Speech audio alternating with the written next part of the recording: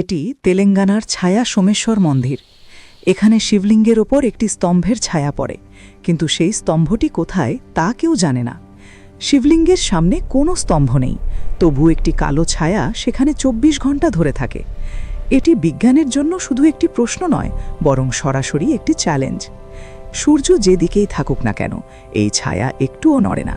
এখানে নিউটনের রিফ্লেকশনের নিয়মও যেন ব্যর্থ হয়ে যায়। এটি কোনো কাকতালীয় ঘটনা নয়, এটি মহাদেবের মায়া।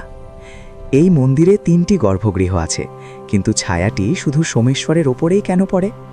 এটি আমাদের পূর্বপুরুষদের পরিকল্পিত বিজ্ঞান, যা আধুনিক বিজ্ঞানের ধারণার বাইরেও বলে মনে হয়।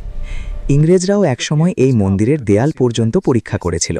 তাদের মনে হয়েছিল কোথাও কোনো লেন্স লুকিয়ে রাখা হয়েছে, কিন্তু তারা পেয়েছিল শুধু পাথর। শেষ পর্যন্ত তারা হতাশ হয়ে এখান থেকে চলে যায়। ১০০০ বছর আগে এমনভাবে আলো ও ছায়ার বিন্যাস করা হয়েছিল, যার রহস্য বোঝা আজও কঠিন। এটিই আমাদের প্রাচীন ঐতিহ্যের এক বিস্ময়কর উদাহরণ। ছায়া সোমেশ্বর যেন সেই জ্ঞানেরই একটি নিদর্শন। তাই এই তথ্যটি সবার সঙ্গে ভাগ করে নিন এবং বলুন, হর হর মহাদেব।